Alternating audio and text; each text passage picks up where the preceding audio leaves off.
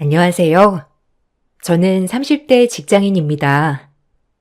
다른 분들의 사연을 들어보면서 나도 기가 막힌 사연 하나 있는데 한번 들려드리고 싶다는 생각을 하고 있었어요. 그러다가 마침 휴가를 갖게 되면서 이렇게 사연을 써보게 되었네요. 저에게는 친오빠 한 명이 있습니다. 전 고등학교 때 엄마가 돌아가셨고 결혼을 하기 몇 년 전에 아빠가 돌아가셨어요. 오빠는 마지막 남은 제 혈육이었죠. 연애를 할 당시 남편은 그런 저를 안쓰러워했고 이해를 해 주었습니다.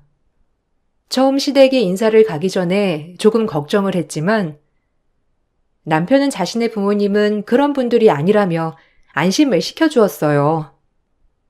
그래서 전 어느 정도 제 배경을 알고 있을 거라 생각을 했었는데 막상 인사를 드리러 가니 전혀 모르고 계셨더라고요. 처음 인사를 갔던 날 시모는 절 취조하듯이 하나부터 열까지 다 물어보셨어요. 윤철이랑 결혼을 전제로 만나고 있다고? 그래, 너희 나이도 있으니까 결혼도 생각을 하고 있겠구나. 은주네 집은 부모님께서 다 뭐 하시니? 우리 집이야 아버지가 회사원이시라는 건 알고 있을 거고. 그러고 보니 윤철이한테 부모님 어떤 일 하시는지 물어보질 못했네. 이번에 오면 물어보자 생각을 했었는데 이렇게 온 김에 부모님 뭐 하시는지 물어봐도 되겠지? 윤철이가 가족 중에 누가 사업한다고 했던 것 같기도 하고. 아, 부모님은 다 돌아가셨어요. 엄마는 제가 고등학교 때 돌아가셨고 아빠는 몇 년 전에 돌아가셨어요. 오빠가 한 명 있는데 지금 사업하고 있고요. 아마 윤철 씨가 오빠 얘기를 잠깐 했었나 봐요. 친척도 없고 저한테는 오빠 한 명뿐입니다. 미리 말씀을 드렸는 줄 알았는데 그게 아니었나 봐요. 뭐? 아니, 부모님이 다 돌아가셨던 거야? 난 그건 몰랐네. 아니, 그래도 나는 우리 아들 부모님이 온전히 다 잘 계신 여자 집안으로 장가를 보내고 싶었는데 다 돌아가셨다고? 뭐 연애한다고 해서 다 결혼까지 가는 건 아니니까 뭐. 그래, 너는 회사 다닌다고 했니? 학교는 어디 나왔니? 우리 윤철이는 대기업 다니고 있어서 그래도 좀 급이 맞아야 하지 않을까 싶기도 해. 내 말 무슨 뜻인지 알지? 아, 엄마, 갑자기 왜 그래? 은주야, 아니야. 엄마 장난하는 거야. 엄마 너무 드라마 많이 봤다. 은주야, 우리 엄마 엄청 쿨해. 그런 거에 신경 쓰는 분 전혀 아니셔. 엄마가 너한테 장난치려고 그러는가 보다. 엄마, 그래도 은주네 오빠 진짜 능력 있어. 엄마도 알지? 저기 시내 모퉁이에 있는 4층짜리 건물. 거기 건물주가 은주네 오빠야. 사업도 크게 하시고 거의 1년에 수십억은 버실걸? 형님이 제일 아끼는 동생이니까 아마 결혼하게 되면 지원도 엄청 빵빵하게 받을 수 있을 거야. 아, 그러니? 아유, 진작에 얘기하지 그랬어. 하긴 오빠가 그렇게 든든하게 있으면 부모님만큼이나 좋지 뭐. 아니야, 안 그래도 은주 들어오는데 딱 귀티가 나더라니까. 가방도 봐라. 그냥 딱 봐도 고급스러운 거.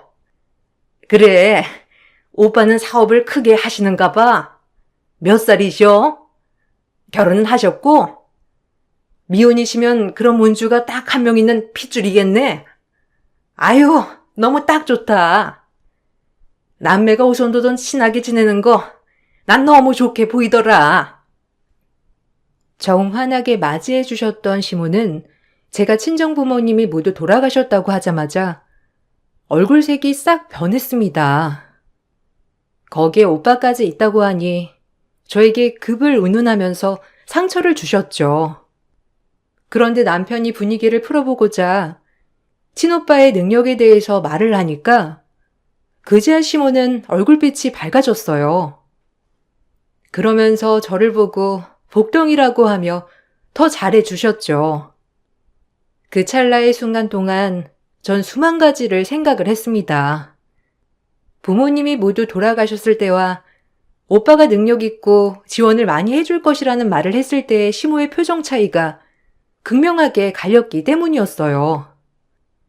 남편은 첫인사를 하고 나오면서 시모가 날 마음에 들어하는 것 같다면서 좋아했지만 전 그 길로 남편에게 헤어짐을 고했어요. 남편은 제가 말하는 헤어짐을 전혀 받아들이지 않았고 그날 이후 매일매일 집으로 찾아와 빌고 또 빌었습니다.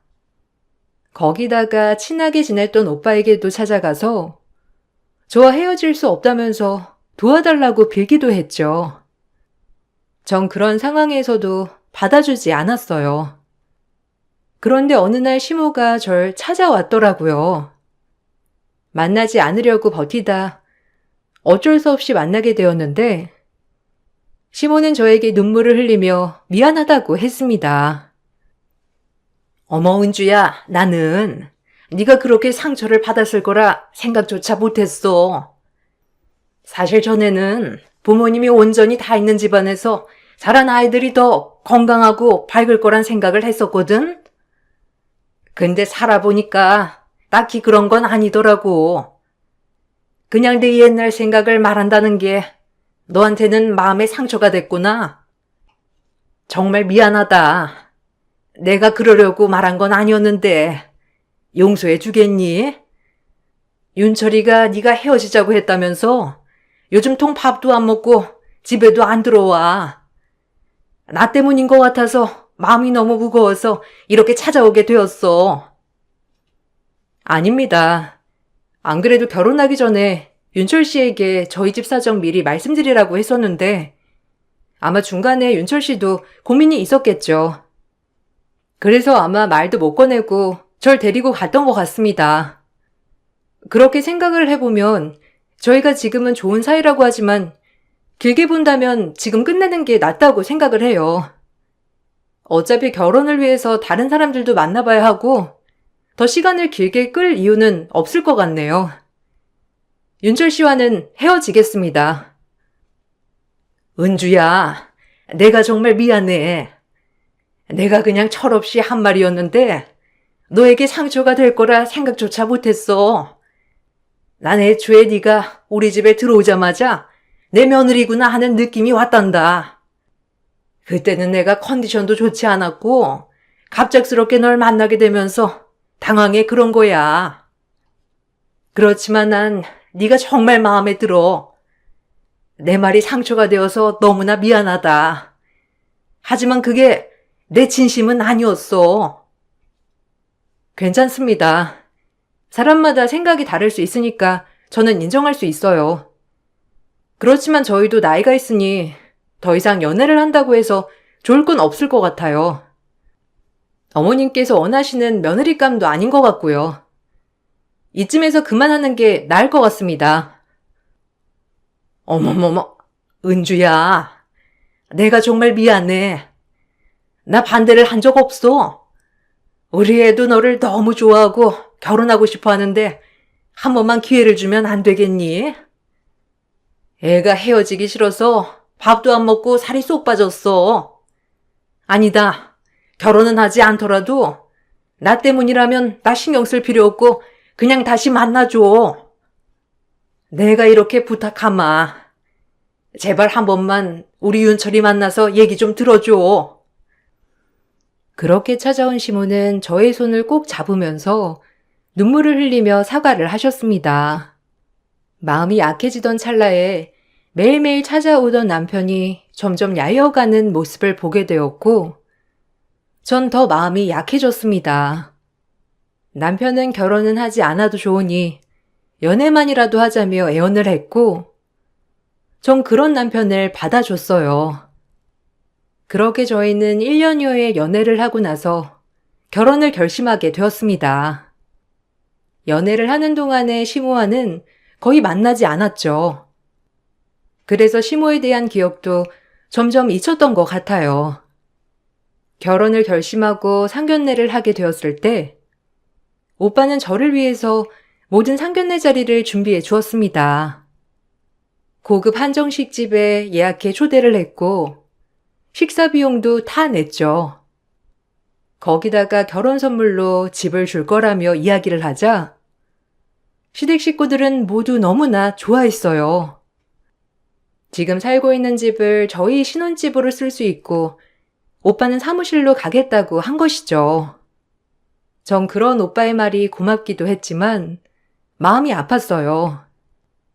마냥 좋아할 수 없었음에도 시댁 식구들은 혹시라도 더 해주는 게 없을까 기대하는 눈치였습니다. 예, 거기 집이 몇 평이라고 했지? 그래도 가장 위층이니까 층간소음은 없겠네.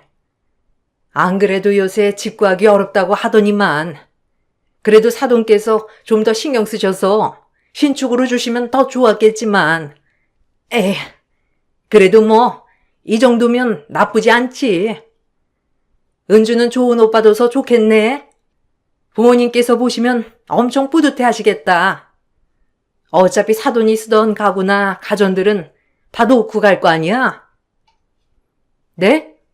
아, 그래도 오빠 사무실 간다지만 필요한 건 가지고 가야 하지 않을까요? 거기다가 저희도 신혼인데 필요한 물건들은 좀 사야죠. 안 그래도 저번에 물어봤는데 오빠가 아직 10년은 안 됐는데 마음에 드는 걸로 바꾸는 게 좋을 것 같다고 하더라고요. 낡기도 낡았고 다 오빠 취향이라서 다음에 은철 씨랑 같이 가가지고 둘러보려고요. 아니 얘, 오빠 쓰던 거 그냥 쓰면 되지. 무슨 또 돈을 쓰려고 그래? 그리고 사무실 들어가면서 바리바리 다 싸고 들어가려고 하면 오히려 더 힘들어. 그냥 가구랑 가전은 싹 다 놔두고 가라 하고 능력 있는 오빠가 다 새로 사면 되는 걸 무슨 힘들게 그렇게까지 하니? 어쨌든 가구랑 가전은 해결됐으니 그냥 결혼식만 하면 되겠네. 어머, 너무 좋다. 근데 사돈께서는 집 말고는 다른 건 안 챙겨주신다니? 그래도 하나밖에 없는 여동생 한 번뿐인 결혼식인데 신혼여행비나 이런 건 안 주시려나? 에이, 엄마. 집 받은 걸로 만족해야지. 그지, 은주야? 형님 사무실에서 생활하시려면 힘드시겠다. 당분간 우리 집에서 같이 지내는 건 어떠시냐 물어봐. 그래도 집이 더 낫지.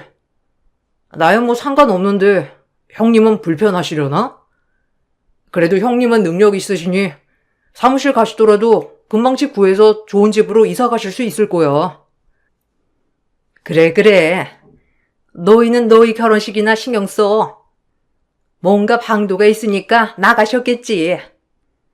그리고 진명이도 이제 슬슬 바꿔야 하지 않겠니?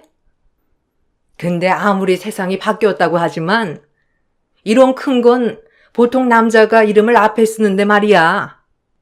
그래도 은주네 오빠가 주신 거니 은주 이름으로 해야 하나? 근데 은주 이름보다는 우리 윤철이 명의로 하는 게 더 낫지 않겠어? 아직 결혼식도 하지 않은 상황임에도 불구하고 식 전부터 집에 대해서 이러쿵저러쿵 얘기하는 것을 보고서는 결혼에 대해서 고민을 많이 하게 됐죠. 그렇지만 오빠도 그렇게 제 결혼을 챙겨주고 도와주고 있는데 제가 갑자기 파혼을 결심할 수는 없었어요. 결혼을 하게 되면 앞으로 오빠는 사돈이니 더 어려워질 테고 조심할 거라 생각을 하고선 넘어가게 되었습니다. 그런데 결혼을 하고 나서는 시모의 태도가 더 노골적으로 변했죠. 결혼 전에는 은근히 뭔가를 요구하는 듯 했지만 결혼 후에는 마치 맡겨놓은 것처럼 대놓고 요구하기 시작했어요. 가장 먼저 말을 꺼낸 건 대학 졸업을 한 취업준비생 신우를 오빠의 사업체에 넣어달라는 것이었습니다. 거기 자리 딱 하나만 만들면 되는데 왜 안 된다는 거야? 아니, 넌 됐고 난 사돈한테 직접 물어볼란다. 그래도 사돈이 사장인데 사장 한마디에 딱 자리 나오는 거 아니겠어? 우리 딸 이제 대학 졸업해가지고 뭐든 다 잘하고 싹싹하게 할 수 있단 말이야. 이럴 때 회사 다녀야 하는 건데 요즘 불경기라 취업할 곳이 없다고 하니 어쩌겠니? 그래도 가족이 사업을 하니 거기라도 들어가는 수밖에. 어머님, 지금 필요한 자리도 없고요. 그리고 오빠는 그런 거 철저해서 절대 안 돼요. 지금까지 인맥으로 들어왔다고 한 사람 한 명도 없었어요. 아무리 제가 말해도 오빠가 거절할 거예요. 필요한 인원도 없고 아직 비수기라 인원 고용할 필요도 없고요. 어머님 자꾸 고집 피우시지 마시고 아가씨 취업 준비한다면서요. 그거 결과 나오면 다시 얘기해요. 취업 준비를 하면 뭐 할 거야? 붙어야 말이지. 얘가 성적도 좋고 얼굴도 반반하니 좋은데 취업이 잘 안 되니까 문제야. 네 오빠가 사장이니까 한 자리 마련해 줄 수 있는 거 아니야? 그리고 원래 가족이 일 못해도 가족회사에서는 다 알아서 챙겨주는 거야. 누가 가족회사에서 열심히 일하니? 네가 딱 눈치가 있었으면 우리 딸 졸업하기 전에 딱 자리 마련해 뒀을 텐데.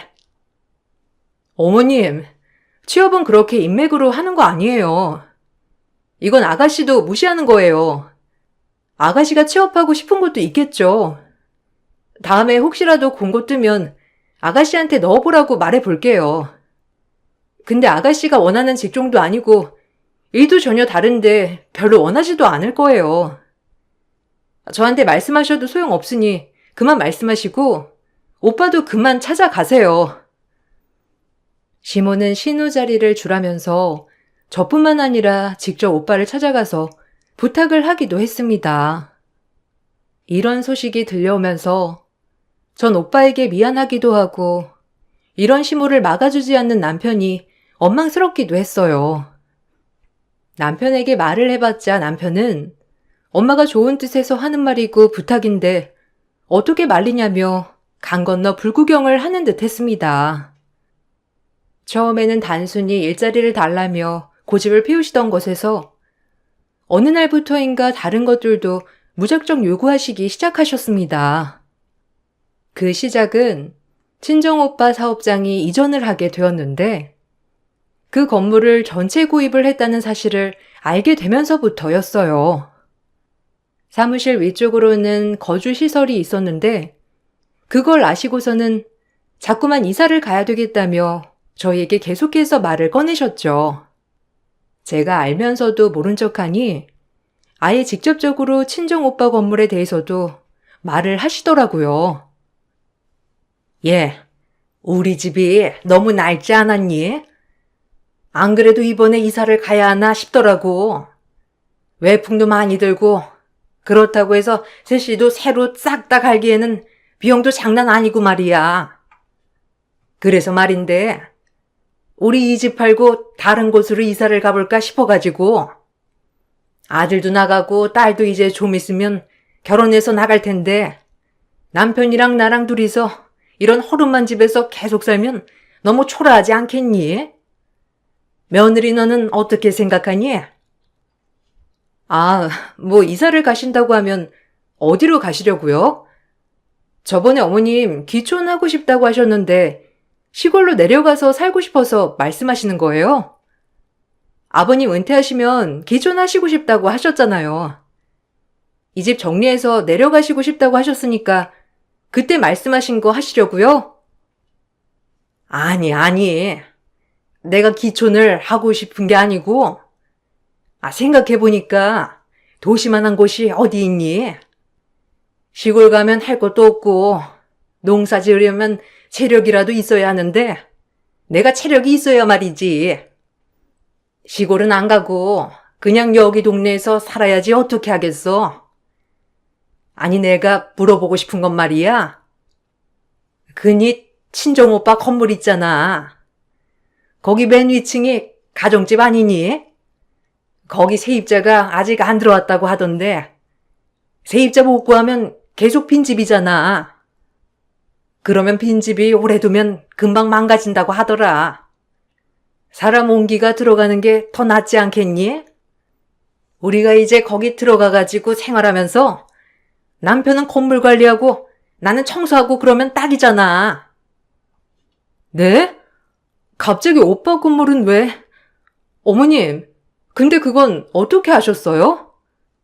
전 사업장 건물은 전에 오빠가 말을 했으니 아셨겠지만 이번에는 아무도 그런 얘기 꺼낸 적도 없는데 어떻게 아신 거예요? 아니, 그래서 오빠 재산 자꾸 물어보셨던 거예요? 거기 어차피 세입자 들어올 거예요. 아직 기간이 좀 남아서 안 들어온 거지. 이미 계약도 다 했는걸요. 그런데 어머님, 뒷조사라도 하시는 거예요? 아, 그러니? 그래도 거기 집도 좀 있던데. 다른 곳 빈집은 없다니? 이제 가족이고 부모님이 안 계시니까 아무리 사돈이라고 하더라도 내가 어른이니까 좀 챙겨줄 수도 있는 거 아니냐? 넌 무슨 오빠 얘기만 나오면 그렇게 예민해? 어디 무서워서 말이라도 꺼내겠니? 내가 궁금하니까 물어보는 건데 넌 너무 예민하게 대답하네. 시모는 친정오빠의 사업이나 건물에 대해서 항상 궁금해하고 누가 입주를 하고 있는지 가격은 어느 정도인지를 묻곤 했습니다. 그럴 때마다 난감하고 어쩔 때는 화도 나더라고요. 제가 말을 꺼내보지도 않았던 얘기를 시모는 어떻게 알고 있는 건지 의아하기도 했습니다. 그러다 사무실에서 생활하던 오빠가 사업이 더 잘 돼서 이사를 가게 되었어요. 전보다 훨씬 좋고 고급 아파트로 이사를 가게 되었습니다. 이사를 가고 나서 오빠는 집 구경을 오라면서 저와 남편을 불렀는데 따로 도착한 남편이 시모를 모시고 왔더라고요. 저와 오빠는 놀라고 당황스러웠습니다. 아유, 사돈. 어떻게 이렇게 좋은 집을 또 사셨어요? 아유, 우리 사돈 능력이 너무 좋으시네. 아니, 이렇게 큰 집에 혼자 사셔야 되겠어요? 그래도 옆에 누군가 챙겨줄 사람이 있어야 일하는데 힘도 나고 보람도 있고 그러는 거죠. 이사한 집에도 여자 흔적 하나 없는 거 보니 아직도 혼자시네. 이렇게 사시면 외롭지 않으세요? 같이 살 처자라도 한 명 있으면 좋으련만. 아, 우리 딸은 어떠세요? 솔직히 나는 겹사돈도 상관없어요. 오히려 이렇게 한 집안으로 연결되면 더 편하고 좋죠. 사돈, 농담이신 거죠? 저랑 나이 차가 얼마나 많이 나는데요. 제 동생보다도 한참이 어린데. 그나저나 사돈 어른께서 오실 줄 알았으면 제가 음식을 제대로 준비할 걸 그랬네요. 동생네만 오는 줄 알고 제가 음식을 대충 준비했는데 다음에 볼 때는 제가 제대로 음식 대접해 드리겠습니다. 아이고, 아니에요. 남자 혼자 사는데 거기서 거기죠. 아무리 돈 많이 벌면 뭐예요? 옆에서 챙겨줄 사람이 없으면 매번 이렇게 시켜 먹지. 아유, 내가 사돈 이렇게 살고 있을까봐 속상해서 한 말이었는데 이렇게 시켜 먹기만 하면 건강에도 좋지 않아요. 우리 딸이 요리 솜씨도 괜찮고 야무지고 싹싹해요. 나이 차이야 조금 날 수 있지만 뭐 그게 더 좋죠. 전 쿨한 사람이에요. 사돈이랑 우리 딸이랑 너무 잘 어울리는 것 같은데 안 그러니 얘들아? 난 정말 소개를 해주고 싶네. 어머님, 자꾸 왜 그러세요? 저희 오빠 당황했잖아요. 그리고 아가씨 남자친구도 있는데 왜 자꾸 만나보시라 하세요? 나이 차이 많이 나고 그리고 이제 갓 대학 졸업한 애랑 어떻게 만나요? 어머님 그만하세요. 시모는 어느 날부터인가 오빠에게 신우를 만나보라며 권하기 시작했습니다. 신우의 의사는 상관없이 시모는 자꾸만 오빠에게 신우이를 소개해주겠다며 말을 꺼냈죠. 처음에는 그냥 한번 말해본 건가 싶었는데 며칠 동안 자꾸만 전화를 해서 신우이를 만나보라고 하는 통에 오빠가 당황스러워 연락을 해왔던 적도 있었어요. 남편에게 중재를 해달라고 했지만 남편은 오히려 제가 이상하다면서 말을 했습니다. 당신 진짜 웃긴다. 그냥 한번 소개를 해줄 수 있는 거지. 아, 왜 그렇게 끝까지 아니라고 하는 건데?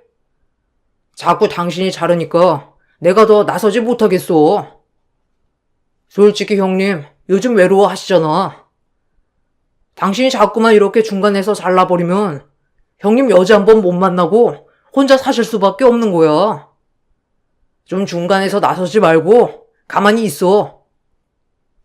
내가 소개를 아예 해주지 말라고 하는 게 아니잖아. 소개해준다는 거 다 좋은데 왜 아가씨를 소개해준다고 하는 거냐고. 아가씨 이제가 대학 졸업했고 오빠는 40대인데 이게 말이나 된다고 생각해? 그리고 사돈이랑 이렇게 만난다는 게 말이나 되는 소리야? 오빠도 불편해했잖아. 당신은 오빠가 불편해하는 건 뻔히 보면서도 왜 옆에서 말리지도 않고 뭐 하는 거야? 뭘 말리라는 건데? 무엇보다 가장 어른인 엄마가 괜찮다고 하는데 내가 뭘 말려야 하는 거야? 동생 정도면 젊고 예쁘기도 하고 괜찮지 뭐. 형님 나이면 이제 연애하고 결혼하기는 힘든 나이야. 근데도 우리 동생같이 젊고 예쁜 애 만나면 그냥 좋지 않겠어? 엄마도 잘 어울리는 것 같으니까 소개해 주겠다고 한 거야. 솔직히 말해봐. 왜 자꾸 오빠한테 아가씨 소개해 주려고 하는 건데? 혹시 이게 오빠 재산 때문에 이러는 거야? 아, 오빠 재산 유산으로 안 넘길 거고 다 사회에 환원할 거래. 그리고 나도 그 재산 받을 생각도 없고 혹시나 그런 거라면 꿈깨. 오빠 죽기 전에 싹 다 정리해서 간다고 했으니까. 에이, 그건 아직 결혼도 안 했으니까 할 수 있는 말이지. 막상 결혼하면 형님도 자식한테 남겨주고 싶지 누구한테 주고 싶겠어? 그리고 형님이 결혼 안 하신다고 하면 당신이 유산 받아야지 뭐 하는 거야? 그걸 왜 당신이 안 받아? 아예 모르는 사람이 형님 재산 같이 나눠 쓰는 것보다는 이왕이면 아는 사람이랑 결혼해서 같이 쓰면 더 좋은 거 아니야? 마치 오빠의 재산을 자신들이 당연하게 받을 것 마냥 계획하는 것을 보니 어이가 없었어요. 이런 생각들이 더 커질 수 있도록 오빠의 사업은 날이 갈수록 점점 더 잘 되기 시작했습니다. 그러면서 시댁 식구들이 오빠에게 바라는 것들도 많아졌죠. 그러던 어느 날 친정오빠가 갑작스러운 사고로 인해 중태에 빠지게 되었어요. 사고로 의식을 잃고 나서 깨어나지 않았고 위기 상황도 있었습니다. 전 그 모습을 보고 큰 충격을 받았어요. 하나밖에 남지 않은 혈육을 잃게 될까 두려운 마음도 컸습니다. 그래서 정신없이 생활을 했고 회사에도 사정을 말해 휴가를 내기도 했죠. 전 매일매일 병원으로 향했어요. 오빠의 상태를 확인하고 또 확인했습니다. 그렇지만 일주일이 지나도록 오빠는 깨어나지 못했죠. 그동안 전 밥도 제대로 먹지 못하고 기력을 잃고 있었는데 시댁 식구들은 마치 오빠가 언제 죽는지 보러 오는 듯 왠지 모르게 기분이 들떠 보였습니다. 특히나 시모는 저만큼이나 자주 병원을 방문했는데 걱정스러운 얼굴 하나 없이 오로지 궁금한 얼굴로만 찾아오더라고요. 오늘 오빠 상태는 어떻다고 하디? 가망이 없다지? 아유, 안 그래도 내가 사고 났을 때 대충 들었거든? 근데 심하게 부딪혔나 보더라고. 아유, 이렇게 힘들게 너도 잡아두지 말고 얼른 보내줘. 네가 이렇게 붙들어두는 것도 누워있는 입장에서는 할 짓이 아니라니까. 네 욕심에 오빠 자꾸 붙들어 매지 말고 얼른 보내. 어머님, 어떻게 그런 얘기를 하세요? 그리고 아직 오빠 살아있어요. 호흡 못하는 것도 아닌데 왜 그렇게 말씀하시는데요? 아직까지 살아있는데 어쩜 그런 모진 소리를 하세요? 금방 깨어날 거예요. 위기도 다 넘겼다고 하고 의사 선생님 말로는 어제보다 더 나아졌다고 하니까 금방 괜찮아질 거예요. 그런 소리 하지 마세요.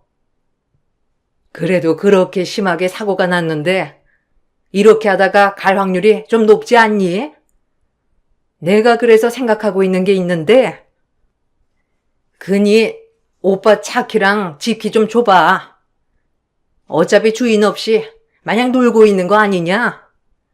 사람 손길 안 닿으면 어떤 물건이든 다 녹슬고 망가지는 거야. 이렇게 그냥 둘 게 아니라 써야지. 어차피 사돈 가고 나면 다 네가 받을 거 아니니? 그럼 우리 같이 쓸 텐데 미리미리 좀 정리를 해두자. 뭐요? 진짜 지금 뭔 소리 하시는 거예요? 그만하세요. 오빠가 어딜 간다는 거예요? 지금 제정신이세요? 진짜 미치지 않고서야 여기까지 찾아와서 그따위 말을 하실 수가 있어요. 어머님이 하나밖에 없는 아들 저렇게 누워있다고 했을 때 제가 그렇게 말했어도 괜찮으시겠어요? 오빠 깨어날 겁니다. 회복하고 있는 사람한테 도대체 무슨 소리를 하시는 거예요? 그거야 두고 보면 알겠지. 딱 봐도 다시 일어나기 힘든 거 뻔히 보이는구만. 넌 쓸데없이 희망 잡고 있는 거야. 나중에 두고 봐라. 내가 한 말 오히려 도움됐다고 고맙다고 할 거야. 내가 널 위해서 해주겠다고 하는 건데 너야말로 무슨 소리니? 네가 여기서 이러고 있으면 우리 아들은 하루 종일 와이프 어디 갔나 걱정하고 눈치는 얼마나 보이겠어. 너는 오빠만 걱정할 게 아니고 네 남편을 걱정해야지. 내가 이런 말 한다고 해서 그렇게 도끼는 뜰 필요 없다. 너무 야박하게 굴지 말고 어차피 같이 쓰게 될 거 미리 쓴다고 생각해라. 이 미친 여자가 당장 안 꺼져? 내 눈앞에서 당장 사라져. 뚫린 입이라고 지금 말을 막 하는 거야? 내가 지금까지 얼마나 참았는데 당신 내가 경고했지? 그만하라고. 이 미친 아줌마가 내 눈앞에서 안 꺼지면 나 뭔 짓 할지 모르니까 당장 꺼져. 전 시모의 말을 듣고 더 이상 참을 수 없었고 그 앞에서 난리를 피우며 소리를 쳤습니다. 시모는 그런 저를 보면서도 눈 하나 깜짝 안 하고 가더라고요. 그렇게 그냥 가버린 줄 알았던 시모와 남편은 기어코 오빠의 집에 찾아갔습니다. 어떻게 알았는지 비밀번호까지 찾아서 들어갔더라고요. 낯선 사람들이 들어가는 모습을 보고선 관리사무소에서 저에게 전화를 해와 전 바로 경찰과 함께 오빠 집으로 찾아가게 되었습니다. 어머, 얘는 왜 경찰관 분들이랑 같이 오니? 아니 얘가 지금 지 오빠가 아파가지고 제정신이 아닙니다. 아 정말 죄송합니다. 시어미로서 며느리를 잘 챙겨야 하는데 저희가 앞으로 여기 들어와서 살 거거든요. 근데 며느리가 지금 제정신이 아니라 저랑 우리 아들이랑 와서 미리 청소를 해두려고 들어온 거예요. 얘, 뭐하니? 사실대로 설명 안 드리고. 뭔 헛소리야, 아줌마. 당장 여기서 나가. 왜 여기를 들어와서 산다고 해? 여기 우리 오빠 집이고 당신들 한 발자국도 들어올 수 없어. 어떻게 비밀번호 알아낸지 모르겠는데 당신이나 당신 아들이나 여기 들어올 권리 없으니까 당장 나가. 아니다. 경찰 아저씨, 이분들 잡아가세요. 여기 이분들 집 아니고 무단 침입한 거예요. 어머머, 얘가 왜 이러는 거야? 네가 지금 제정신이 아니구나. 네 오빠가 죽을 날 기다린다고 해서 너까지 지금 정신줄을 놓으면 어쩌자는 거야? 살 사람은 살아야지. 경찰관님, 이거 다 오해예요. 여기 제 오빠네 집인데 부모도 없이 남매 둘뿐이라 오빠 죽고 나면 여기 제가 받는 집이거든요. 그래서 어차피 들어올 집이니 제가 청소 좀 해주러 온 거예요. 이렇게 큰 집 청소하려면 얼마나 오래 걸리겠어요? 맞아요. 저희 엄마가 며느리 생각해서 온 건데 얘가 오해해가지고 그런 것 같아요. 여기까지 오셨는데 아유, 저희 무단 침입 아닙니다. 그러니 그만 가주세요. 저희끼리 오해 풀어보도록 하겠습니다. 변명은 경찰서 가서 해. 이미 CCTV에 당신들 무단 침입한 거 다 찍혔으니까. 비밀번호는 어떻게 알았니? 사고로 놓은 오빠가 알려주디? 당신 진짜 소름 끼친다. 내 앞에서는 아닌 척 하더니만 결국 오빠 재산 탐내고 있었네. 어이가 없어서. 이 사람들 싹 다 잡아가세요. 저 이 사람들 고소할 겁니다. 제가 고소를 할 거라고 말하니 시모는 바로 달려와 제 뺨을 여러 번 내리쳤습니다. 여기에 남편까지 합세해서 제 머리를 마구 때리기 시작했죠. 그 모습은 경찰들도 모두 목격했고 두 사람은 현장에서 체포되어 경찰서로 향했습니다. 끌려가는 와중에도 시모와 남편은 저에게 폭언을 쏟아냈어요. 전 이 상황을 증거로 이혼 소송도 하고 접근 금지 신청도 했습니다.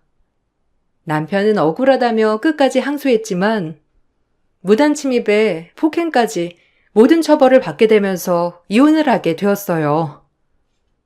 이혼의 사연은 남편에게 있었기 때문에 위자료를 청구하게 되었고 재산 분할에 대해서도 주장을 했지만 분할 없이 남편은 몸만 쫓겨났습니다.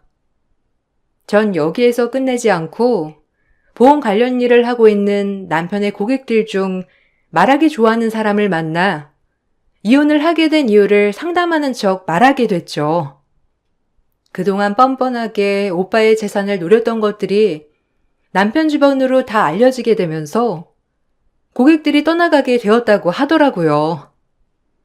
좁은 지역사회에서 소문은 삽시간에 퍼졌고 결국 시부가 은퇴함과 동시에 시댁 식구들은 모두 강제 기촌행을 하게 되었습니다. 뒤늦게 남편은 미안하다면서 그럴 의도가 아니었었다며 사과를 했지만 그 검은 속내가 뻔히 다 보여 받아주지 않았어요. 그동안 그렇게 얼토당토하는 얘기를 했을 때 더 강하게 말을 했어야 했는데 오히려 아쉬운 생각이 들었네요.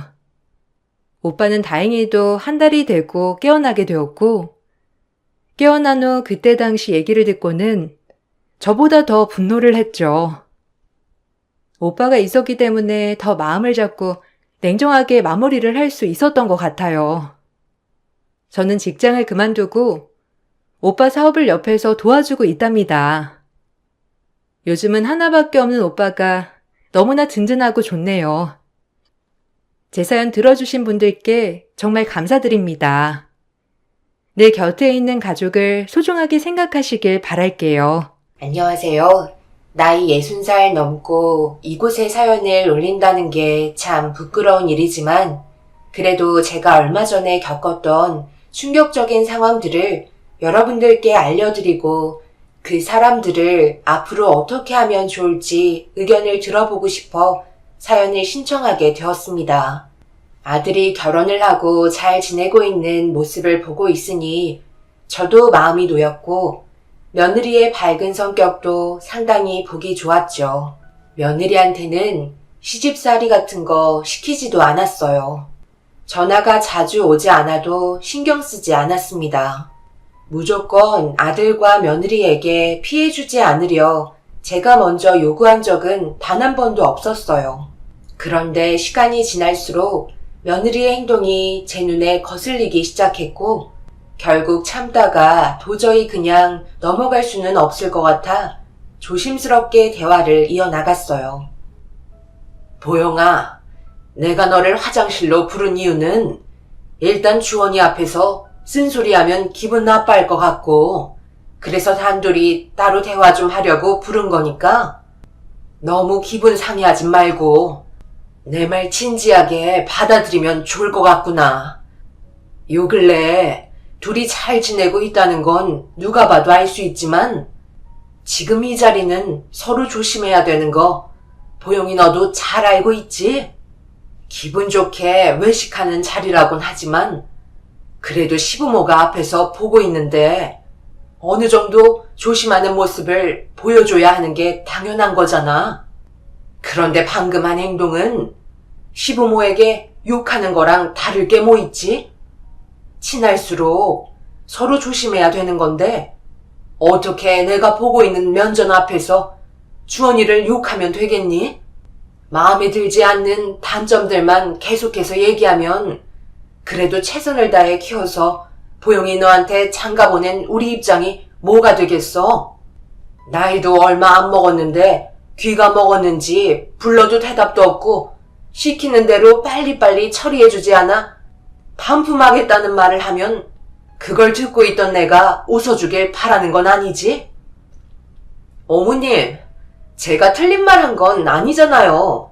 집에 들어가는 순간 얼마나 숨 막히는지 알아요?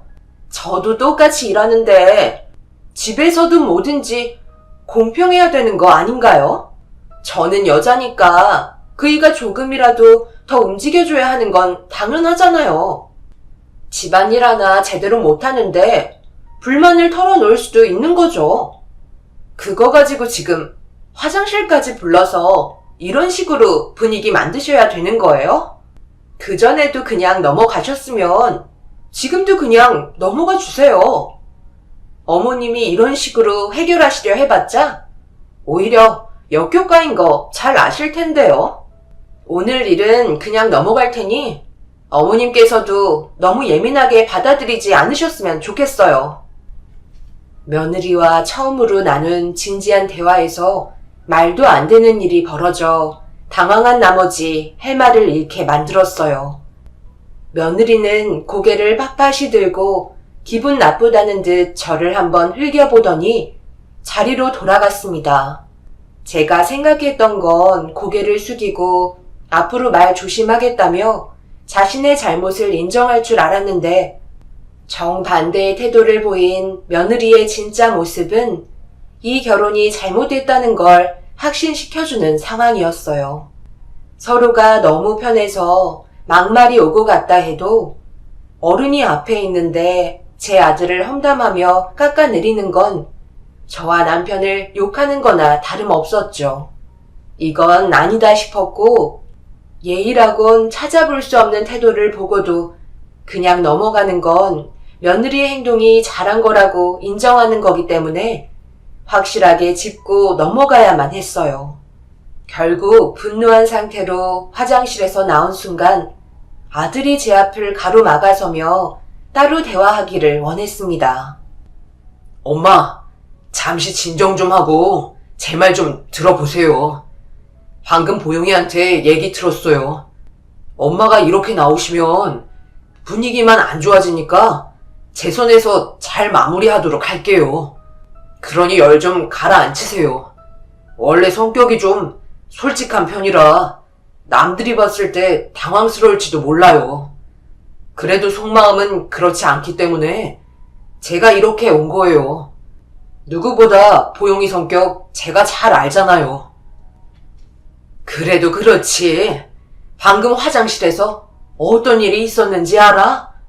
나한테 말대꾸 따박따박 하면서 눈까지 흘겼다니까? 내가 얼마나 화가 치밀었는지 아니? 정말 좋게 보고 있었는데 오늘 보영이의 버릇없는 태도가 나를 엄청 실망시키게 만들었다고. 아들은 자기가 앞으로 말조심 시키겠다며 계속해서 저를 진정시켜 주려 하고 있었어요. 살다 이런 취급 받아본 게 처음이라 너무 기가 막혔고 며느리를 가만두지 않으려 했지만 아들이 직접 모든 걸 정리하겠다는 말에 최대한 기분을 가라앉혔습니다. 그렇게 어느 정도 숨을 고른 뒤 다시 자리로 돌아가게 되었어요. 며느리는 정말 웃기게도 언제 그랬냐는 듯 저희 남편과 서로 대화를 주고받고 있었고 저와 아들이 다시 자리에 앉으니 저를 보며 웃으면서 바라보더라고요. 그 모습을 보고 있는데 말도 안 나오더라고요. 도대체 이 상황을 어떻게 받아들여야 할지 난감하기만 했었죠. 기분은 진심으로 좋지 않았지만 그래도 한두 번 보게 될 얼굴도 아니고 이미 결혼 생활하고 있는 아들이 저 때문에 힘들어질까봐 일단 한 번은 참고 넘어가게 되었어요. 그렇게 아들과 며느리와 함께하는 식사 자리를 겨우 끝내고 전화하겠다는 아들을 집으로 돌려보낸 뒤 집으로 돌아와 한참 동안 화를 식히는데 시간을 보냈습니다. 제가 봤을 때 며느리는 저를 만만하게 보는 것 같은 느낌이 들었어요. 결혼 이후 오냐오냐 했던 게 문제였는지 아들이 모르고 있는 또 다른 모습을 제가 봤을지도 모른다는 생각에 한 번만 더 제 눈에 거슬리는 행동을 보인다면 그땐 쉽게 넘어갈 생각은 없었습니다. 그날 이후 아들은 제가 걱정이 되었는지 잘 지내고 있다며 안부차 전화를 자주 했었고 며느리도 그때의 일들은 벌써 잊어버린 건지 예전처럼 아무렇지도 않게 안부 전화도 하면서 살갑게 행동을 하고 있었어요.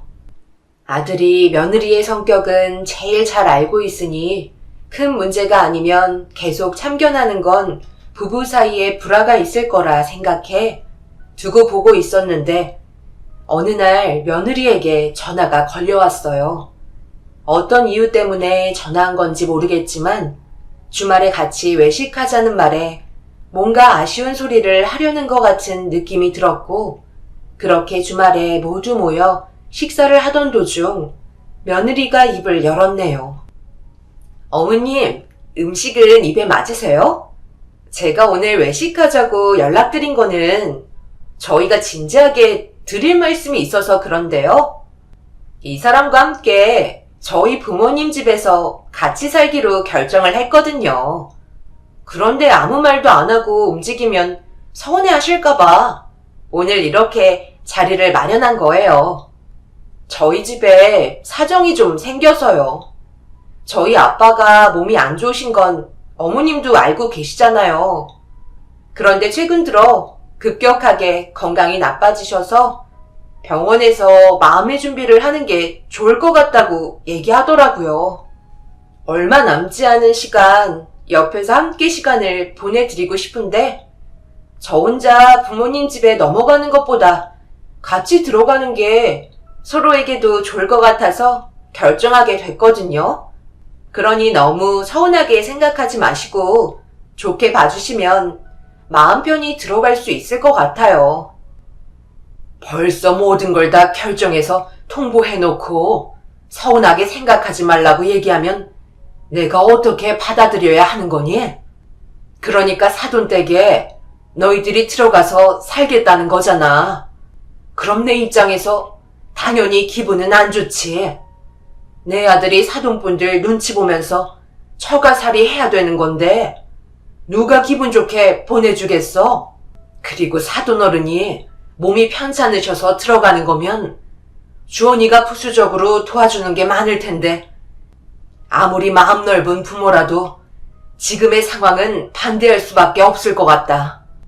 주원이는 지금의 집에서 지내도록 하고 보영이 너만 사돈댁에 들어가도록 해라. 내 아들 힘든 건 볼 수 없을 것 같다. 어머님, 뭔가 착각하시는 것 같은데요. 제가 분명 결정하게 됐다고 말씀드렸잖아요. 어머님 의견을 들으려고 식사하자는 거 아니었어요. 밥 한 끼 사드리고 서운하게 생각하실 수 있는 거 풀어드리려는 것 뿐이었어요. 저희는 드릴 말씀 다 끝났으니 먼저 일어나 보도록 할게요. 지금 상황에서 함께 얼굴 마주보며 식사하는 거 서로 불편하잖아요?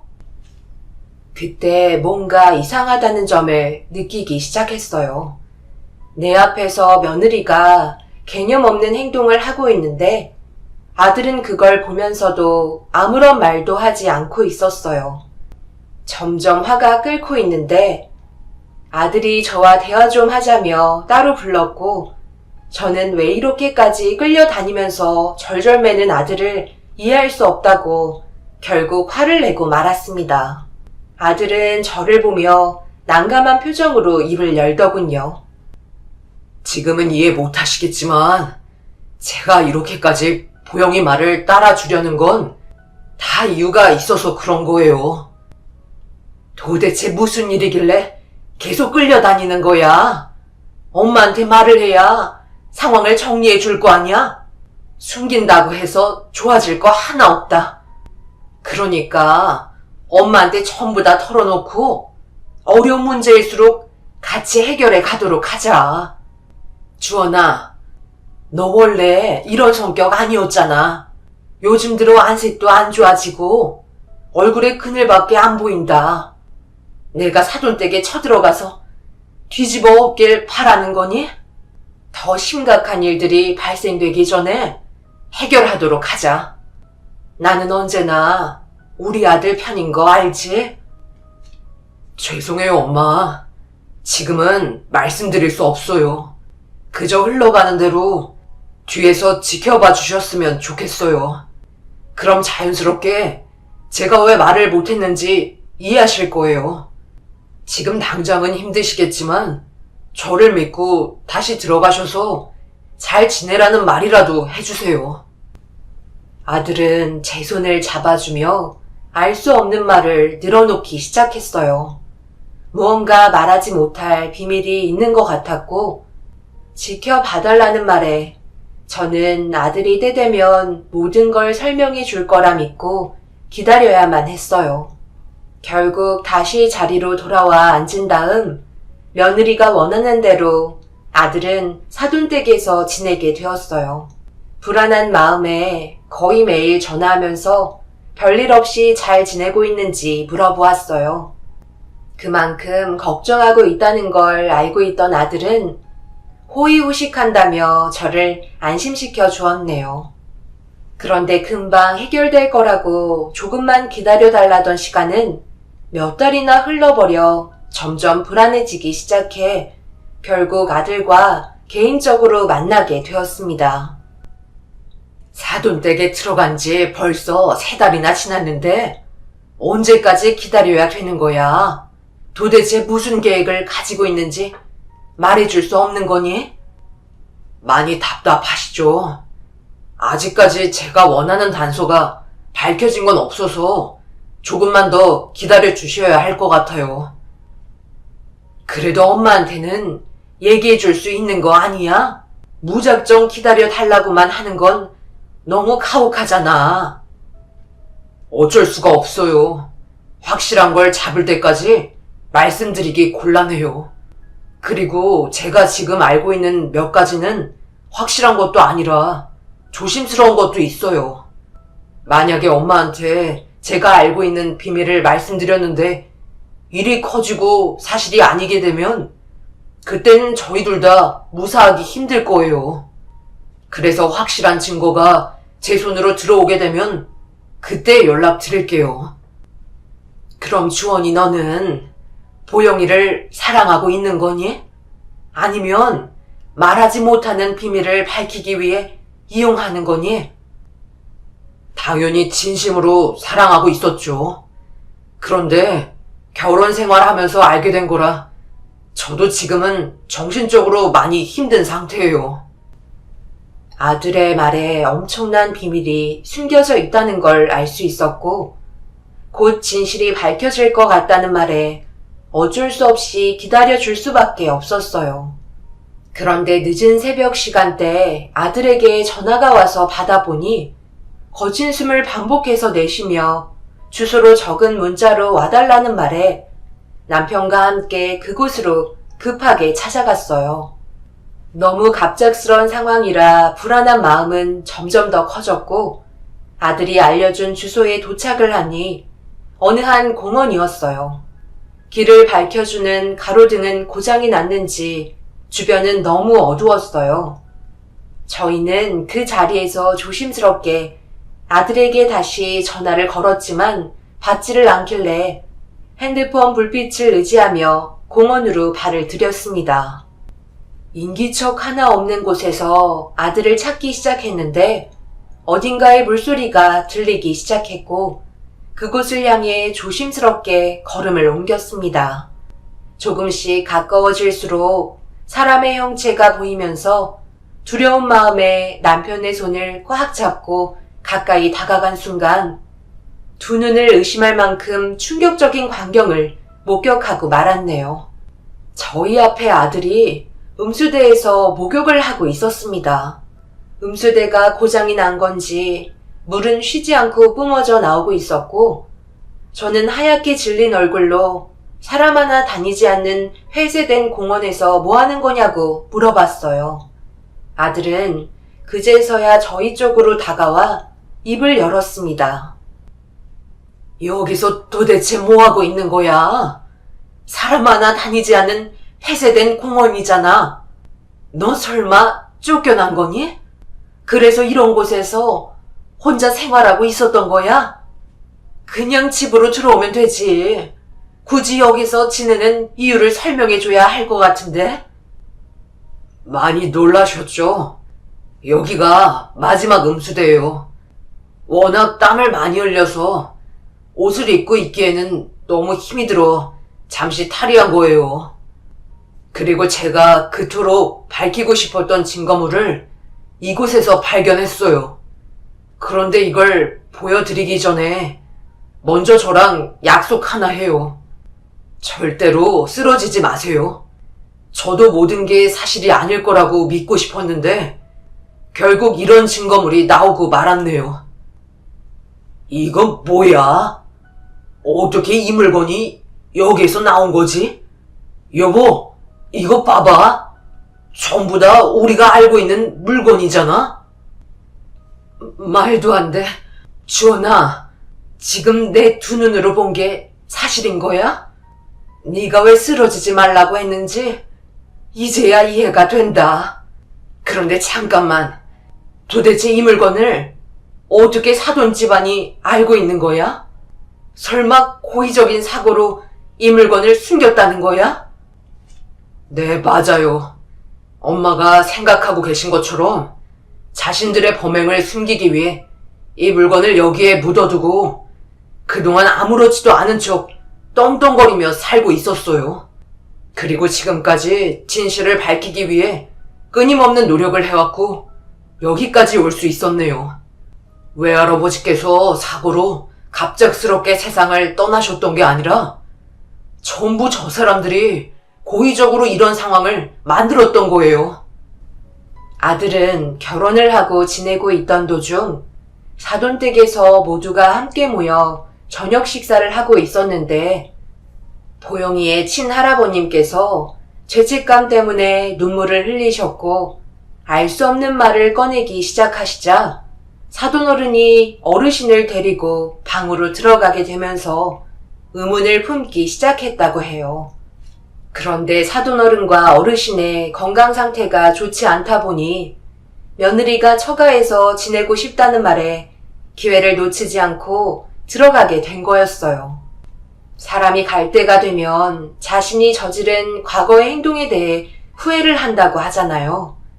날이 가면 갈수록 알 수 없는 대화들을 아들을 피해 몰래 주고받기 시작하던 그때 주원이 처남인 사돈 총각이 갑자기 술을 먹고 들어와 심각한 대화를 주고받게 되었고 그걸 놓치지 않던 아들은 3대가 모여 진실을 얘기하던 순간을 녹음할 수 있었습니다. 너희 할아버지도 그렇고 나도 지금 위암으로 몸이 좋지 않은 상태인데 아무래도 나보다 할아버지께서 먼저 세상을 떠나실 것 같구나.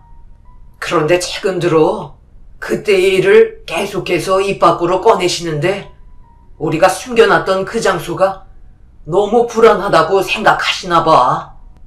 그래서 공원 음수대 밑에 묻어둔 물건을 다시 꺼내서 증거물을 없애면 좋겠는데 아들 생각은 어때? 아버지, 그건 절대 안 돼요. 괜히 건들다가 다른 사람들이 보기라도 하면 저희는 끝이라고요. 누가 음수대 밑에 묻어뒀다고 생각을 하겠어요. 그냥 그 자리에 놔두는 게 제일 좋은 방법이에요. 할아버지께서 죄책감 때문에 그러시는데 이건 혼자만의 문제가 아니잖아요. 아버지도 걸려있고 제 인생도 걸려있다고요. 그런데 그걸 다시 꺼내자고요? 그렇게 하는 순간 진실은 밝혀지게 되는 거고 저희 모두 무사하지 못할 거예요. 지금 잘 살고 있잖아요. 과거의 일들 입 밖으로 꺼내지 않으면 아무도 알아낼 수 있는 사람은 없어요. 그러니 제발 그만 얘기하도록 해요. 저 결혼한 지 이제 한 달 됐는데 조용히 지내면 안 될까요? 그때의 일은 잊고 살아가고 있었는데 갑자기 또 왜 그래요? 아버지는 저를 생각해서라도 정신 차리셔야 되는 거 아시죠? 제가 밤에 몰래 공원에 가서 물건이 잘 묻혀 있는지 확인해 보고 올 테니까 걱정하지 마세요. 사돈 총각은 숨겨놓은 증거물이 무사히 잘 있는지 확인해 보기 위해 늦은 새벽 시간에 공원을 찾았고, 그걸 알고 있던 저희 아들이 뒤따라가서 증거물이 묻혀 있는 공원을 알게 되었던 거였어요. 그리고 끈질기게 추격한 결과 아들은 자신의 외할아버지가 사고로 세상을 떠나신 게 아닌 저 사람들이 저지른 충격적인 행동이라는 걸 밝혀내게 되었습니다. 땅속에 묻혀있던 증거물의 가방 속에는 저희 아버지가 가지고 계셨던 소지품들이 들어있었는데, 그 중에는 저희 가족 사진과 옷 몇 벌이 들어있었습니다. 혈흔이 묻어있는 물건이라 그들은 쉽게 버리지 못해 공원 음수대 밑에 땅을 파서 증거물을 숨겼고, 그걸 아들이 찾아내게 된 거였죠. 그런데 아버지가 갑작스럽게 세상을 떠나시게 된 이유는 은행에서 꽤 큰 돈을 현금으로 인출을 했었는데요. 평소에 토지 매물에 관심이 많던 터라 좋은 매물의 땅이 나와 계약을 하려 했는데, 당장 현금이 필요하다던 땅 주인의 말에 현금을 찾아 부동산을 가던 도중 빚에 쪼들려 절실하게 돈이 필요하던 일가족이 절대 해선 안 될 행동을 저지르게 된 거였죠. 그리고 그걸 알지 못했던 저희는 결혼을 진행했었고, 사돈댁도 자신들이 범행을 저질렀던 사람의 가족이라는 걸 모르고 있었습니다. 결국 모든 진실이 밝혀지게 되면서 저희는 사돈집을 찾아가 녹음된 내용과 증거물을 내밀며 난리를 쳤고, 경찰분들의 도움으로 범행을 저질렀던 3대를 붙잡을 수 있었습니다. 사돈어른과 어르신은 몸이 좋지 않다는 이유로 병원에서 조사를 받게 되었고, 사돈총각은 경찰서에서 모든 범행을 자백하게 되었습니다. 그리고 이 사실을 전혀 모르고 있던 사부인과 며느리가 제 앞에 무릎을 꿇고 손이 발이 되도록 빌었네요. 사돈, 제발 부탁입니다. 저희 가족을 용서해 주세요. 그때 당시 형편이 어려워서 사람이 해선 안 될 행동을 저지르고 말았지만 지금은 많이 뉘우치고 있어요. 평생을 사죄하며 살아갈 테니 제발 제 아들만큼은 선처 부탁드리겠습니다. 그게 말이 된다고 생각하시나요? 어떻게 사돈집에서 선처라는 말이 나올 수가 있는 거죠? 저희 아버지는 아무런 대응도 못하시고 저 사람들에게 당한 거라고요. 철저한 계획으로 이루어진 범행이었는데 형편이 어려워서 그랬다는 말로 지금의 상황을 모면하려 들어요? 절대로 용서해드릴 수 없으니 그만 돌아가세요. 한 번만 더 저희 집에 찾아온다면 그땐 사돈도 무사하지 못할 겁니다. 어머님, 일단 진정 좀 하시고 저를 봐서라도 이번 일은 넘어가 주세요. 저는 이 사실을 모르고 있었는데 너무 억울하잖아요. 그이랑 행복하게 살고 싶은 마음밖에 없었다고요. 여기서 저랑 인연 끊겠다는 건 아니시죠? 저는 절대 헤어질 수 없어요. 이혼할 생각 없으니 마음대로 하세요. 여보, 제발 좀 나와봐. 당신 아직까지 나 사랑하잖아. 우리 이대로 끝낼 거야? 그럼 우리가 함께 할 수 있다고 생각하는 거야? 당신 가족들이 우리 외할아버지를 세상 떠나게 만들었다고. 고작 돈 몇 푼 때문에 사람의 인생을 끝냈는데 내가 그 사실을 알고도 당신이랑 어떻게 함께 할 수 있겠어? 사랑하는 감정은 예전에 다 사라졌으니 두 번 다시 내 앞에 나타나지 마. 당신들이 잘못한 행동에 대해 벌을 받아야 하는 건 당연한 거야. 마음 같아선 그 사람들 전부 내가 직접 처벌하고 싶은데 그렇게 하지 못하는 현실이 나에게는 더 큰 상처라고. 며느리는 오열을 하면서 제 아들의 다리를 붙잡고 놓아주지 않으려 했지만 이미 돌이킬 수 없는 사실이 밝혀졌기 때문에 그 사람들과 함께 할 수 없었어요. 그리고 며느리의 개념 없는 모습들을 봤을 때 더욱더 받아주고 싶지 않았습니다. 그동안 저희 아버지께서 힘들게 모아두셨던 돈을 물리적으로 가로채간 사람들은 떵떵거리면서 잘 살고 있었다는 생각에 너무 화가 치밀어 오릅니다.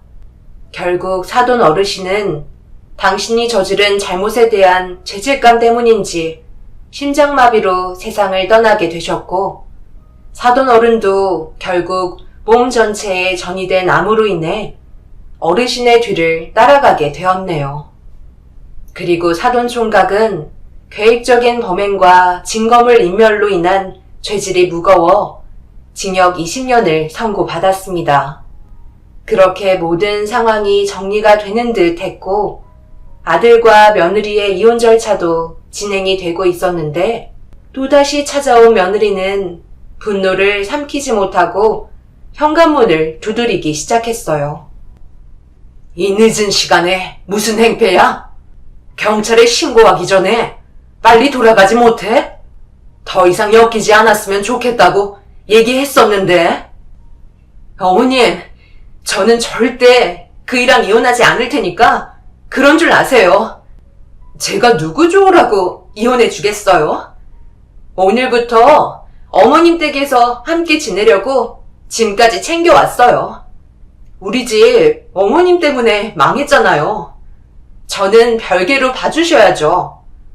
이대로 며느리 내치는 건 너무하다고 생각되지 않으세요? 절대 이혼 못해주고 이 집에서도 나가지 않을 거예요.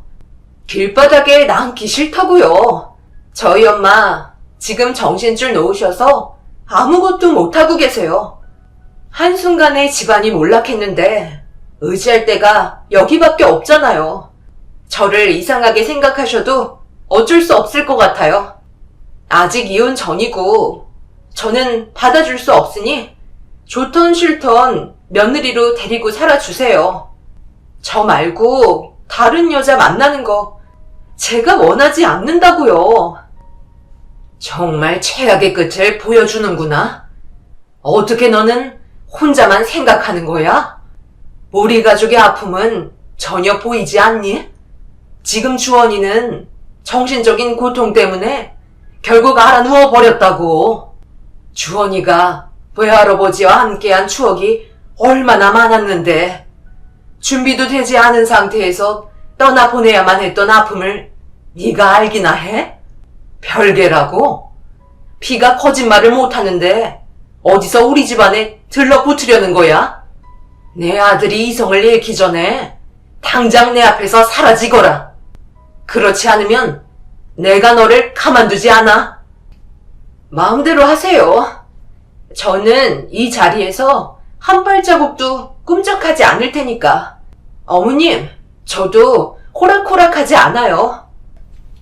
며느리의 마지막 말에 결국 이성을 잃어버린 저는 머리채를 잡아 흔들어 내쫓아 버렸습니다.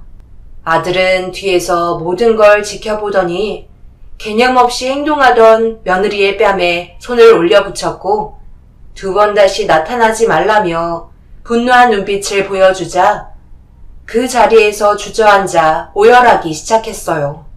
앞으로 어떻게 살아가야 할지 두렵고 무섭다며 받아달라고 애원했지만 아들은 며느리를 내쫓은 다음 현관문을 닫았습니다. 그날 이후 둘은 결국 이혼을 하게 되었고 모든 진실을 정리할 수 있었네요. 사람이 살다 보면 힘든 시간들이 분명 다가오지만 자신들의 이익만 생각하고 해선 안 될 행동을 저지른다면 그건 당연히 벌을 받아야 한다고 생각합니다. 며느리의 집안은 길바닥에 나앉게 되었다는 소식을 접할 수 있었고 그 모습을 보는데 속이 편한 건 아니었어요. 부모의 잘못된 결정으로 자식의 인생까지 무너지게 되었으니까요. 지금 제가 바라는 건 아들이 하루빨리 정상적으로 돌아왔으면 좋겠네요. 자신의 손으로 모든 진실을 밝혀내서 많이 힘든 상태인 것 같아요. 여러분들께서 위로의 한마디씩 해주신다면 많은 도움이 될 것 같습니다. 제 사연 들어주신 분들 오늘 하루도 힘내시길 바랍니다. 감사합니다. 안녕하세요. 저는 결혼 15년 차 된 40대 후반 여자입니다. 이제는 정리할 때가 된 것 같아 미련 없이 사연을 신청하게 되었습니다. 지긋지긋했던 결혼 생활, 남편의 생각 없는 행동 때문에 결국 종지부를 찍게 되는 일이 있었죠. 제 인생에 있어 결혼은 얻은 것도 있지만 잃은 것도 많았던 삶이었던 것 같아요. 그래도 살아온 세월 후회는 없습니다. 제 곁엔 사랑스러운 아들, 딸들이 있거든요. 이번 겨울에 남편과 대판한 적이 있었어요. 그 이유는 시골에 사시는 저희 엄마 집에 문제가 생겨 수리를 해야 했었거든요. 그래서 남편한테 도움을 요청했었는데 생각지도 못한 대답을 받게 되면서 그동안 위태로웠던 부부 관계는 돌이킬 수 없을 정도로 금이 가고 말았습니다. 항상 저희 집은 뒷전이었고 남편의 식구들만 챙겨왔던 행동들이 결국 화를 키우게 되었던 거죠. 당신은 정말 하나도 쓸모가 없는 사람 같아. 15년 동안 내가 이혼하지 않았던 건 당신을 사랑해서가 아니라 애들 때문이었어. 그런데 이제는 정말 같이 못 살겠다. 장모님 집에 방수 처리해주는 돈이 한두 푼도 아닌데 왜 그걸 나 혼자 부담해야 되는 건데? 사위면 그런 것까지 내가 처리해줘야 되는 거야? 내가 지금 당신한테 전부 다 부담해달라고 그랬어? 나는 이런 쪽은 잘 모르지만 당신은 나보다 많은 걸 알고 있잖아. 건설 쪽에서 일을 하는 사람이니까 도움을 좀 받고 싶어서 부탁한 건데 당신은 나랑 결혼하고 사위로서 한 게 뭐가 있어? 입만 털 줄 알지 아무것도 해준 게 없잖아. 사위는 원래 옆에만 있어도 든든한 법이야. 그리고 장모님이 나한테 뭘 바라시거나 부탁하신 적 없으시잖아? 뭘 해달라는 말씀을 하셔야 내가 움직이지. 당신이 한 귀로 듣고 흘려버린 거지. 이번 일도 엄마랑 내가 몇 번이나 부탁을 했었어? 다른 업체 불러서 해결할 수도 있지만 그래도 당신한테 부탁하면 믿고 맡길 수 있을 것 같아 도와달라는 건데 돈이 많이 들어서 싫다고? 혼자서 모든 걸 감당하라는 말을 한 적도 없는데 벌써부터 선을 그으면 어쩌자는 거야? 내가 그렇게 한간 사람도 아니고 돈도 안 되는 일에 내 시간 투자하고 싶지 않아. 당신이 나한테 돈을 주겠다고 약속하면 공사 비용이 얼마나 나오는지 견적이나 한번 내보도록 할게. 이 정도도 내가 배려 많이 해준 거라고. 요즘 불경기라 돈도 많이 벌지 못해서 얼마나 힘든 줄 알아? 당신한테 생활비도 겨우 주고 있다고. 남편 말에 너무 큰 실망을 한 나머지 저는 화가 머리끝까지 올라오고 말았어요. 그동안 함께 살면서 서운했던 적 많았지만 이번에 저에게 보여주었던 남편의 태도는 남보다도 못한 모습이었어요.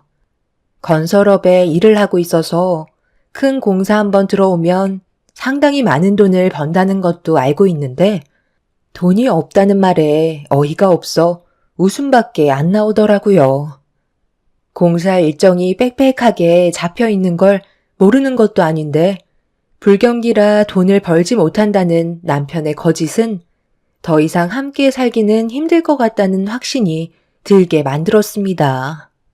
결국 저희 엄마 집에 조금의 도움을 주지 않았던 남편한테 상처만 받게 되었고 제가 업체를 따로 알아봐서 엄마 집에 방수공사를 진행할 수밖에 없었어요. 그날 이후 저도 더 이상 시댁에 어떠한 도움도 주고 싶지 않아 아이의 시댁은 가지 않고 있었죠. 당신, 내가 장모님 집 수리 도와주지 않았다고 똑같이 행동하는 거야? 그때도 말했지만 일정이 너무 바빠서 시간을 뺄 수 없었다고 설명했었잖아. 나도 너무 바빠서 당신 부모님 얼굴 뵐 시간이 없어서 갈 수 없다는 건데 그런 것도 이해 못 해주는 거야? 나는 당신 이해해 줬잖아. 당신 때문에 내가 얼마나 고생을 했는지 알아? 이런 쪽은 빠삭하게 알고 있는 사람이 남도 아닌 가족인데 어떻게 더 매몰차게 행동할 수가 있어?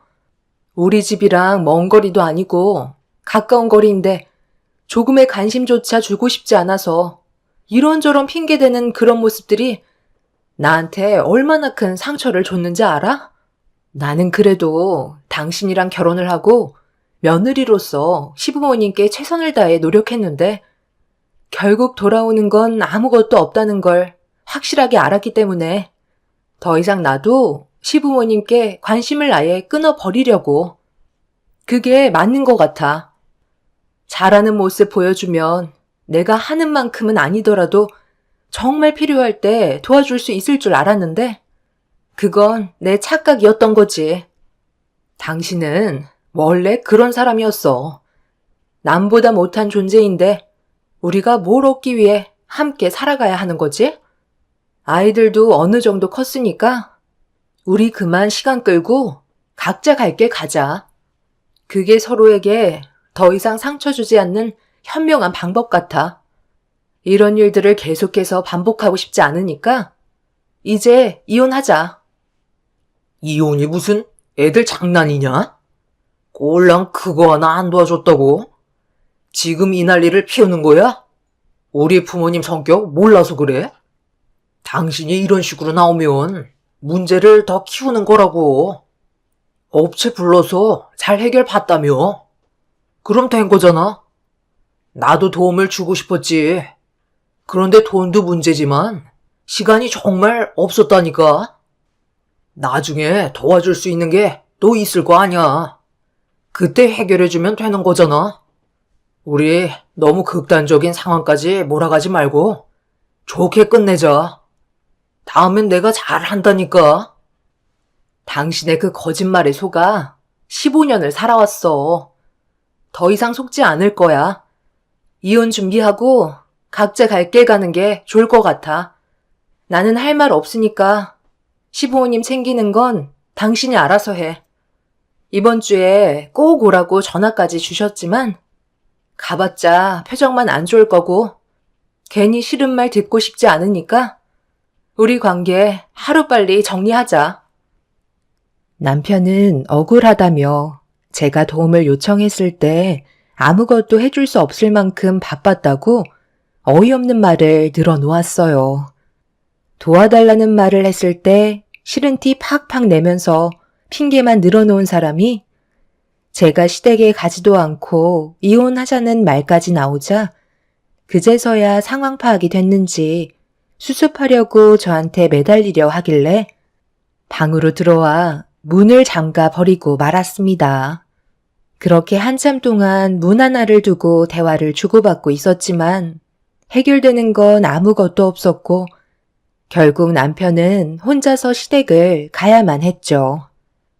그리고 예상했던 대로 시모가 전화를 하셔서 무슨 말을 하시려는지 드러나 보려고 통화 버튼을 누르는 순간 핸드폰이 터지는 줄 알고 깜짝 놀라고 말았네요. 그날 원래 여행 계획이 잡혀 있었는데 제가 참석하지 않아서 시모의 불만 섞인 목소리가 수화기를 통해 울려 퍼졌고 저는 침착하게 대응을 해드렸어요. 너 오늘이 무슨 날인지 몰라? 주말에 집에만 박혀 있을 거냐? 오늘 가족여행 갈 거라고 내가 몇 번이나 얘기했었는데 내 아들한테 오지 않겠다고 했었다며? 어차피 가봤자 어머님, 아버님 짐수발 들어드리고 숙소에 들어가면 음식은 제가 전부 다 해야 되는데 두 분만 여행 즐기시는 거지. 저는 무료 봉사하러 가는 거나 다름없잖아요. 그래서 앞으로는 그냥 쉬기로 했어요. 그 사람이 설명을 잘 못해줬나 봐요. 저희 둘이 이혼 문제로 한바탕 했었는데 못 들으셨어요? 들었다. 내 얼굴 보자마자 울상인 상태로 네가 이혼 얘기 꺼냈다며 아주 난리도 아니었다. 아직 확실하게 결정된 것도 아닌데 걔에게 차질이 생기면 되겠니? 원래 부부싸움은 칼로 물베기야. 나도 너희 시애비랑 하루에도 수십 번은 얼굴 붉히면서 막말이 오고 가는데 지금까지 서로 붙어서 살고 있잖아. 너희가 아직 결혼한 지 15년밖에 안 돼서 그래. 앞으로 5년만 더 살아봐. 그냥 그러려니 하면서 각자 인생 살아가게 된다. 무늬만 부부인 거고 늙으면 의지할 사람 없으니까 아쉬운 대로 붙어 사는 거라고. 그러니 너도 내 아들이 마음에 들지 않는 부분들이 있어도 애들 봐서 그냥 살아라. 그게 집안의 평화를 유지할 수 있는 방법이라고. 아들한테 대충 들었다만 사돈댁 옥상이 낡아서 비만 오면 천장에서 물이 새어 들어왔었다며? 그래서 방수 처리를 해야 되는데 서로 의견 충돌이 있어서 내 아들은 해결해주지 못했고 업체를 알아봐서 공사 진행했다고 난리친 거라던데 그게 이렇게까지 심각한 상황을 만들 정도였던 거니? 긴 말 필요 없고 아직까지 시간이 있으니까 후딱 튀어오도록 해라. 정말 중요한 날에 너 때문에 시작도 하지 못하게 생겼다. 기다리고 있을 테니까 택시 타고 후딱 달려와라. 별것도 아닌 일이라고요? 저희 엄마 집 천장에서 물이 새고 있었는데 그게 별게 아니면 큰 사고라도 나야 된다는 건가요? 그동안 두 분 여행하실 때 뒤에서 수발만 들어드렸는데 이번에도 또 그런 시간을 반복하고 싶지 않아요. 오늘만큼은 제 시간 가질 테니 그이랑 두 분이서 잘 다녀오도록 하세요.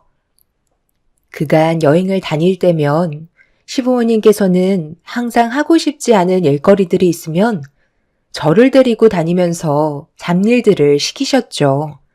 그래서 시부모님의 여행 계획이 잡혀 있다는 걸 알게 됐을 때부터 저는 시댁에 갈 마음이 없었는데 남편이 저희 집안을 대하는 모습을 보게 되면서 확실하게 마음을 잡을 수 있었죠.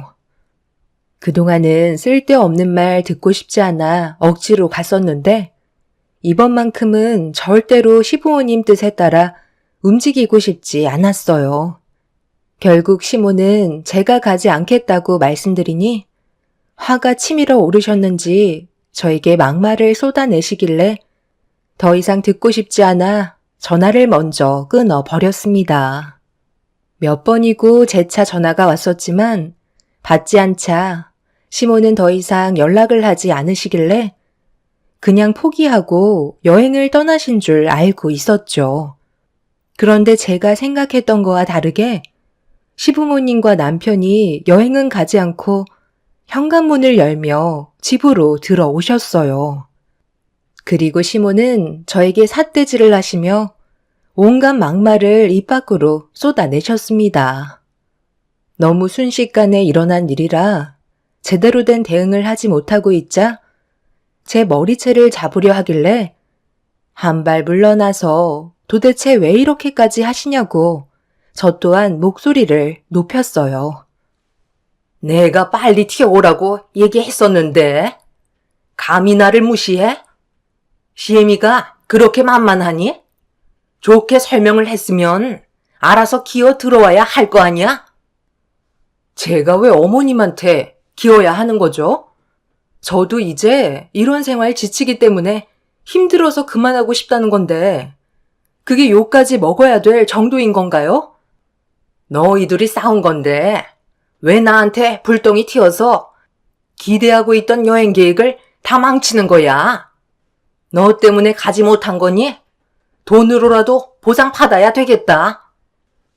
여기 오실 시간이면 벌써 거의 다 도착하셨겠어요. 제가 꼭 필요한 건 아니잖아요?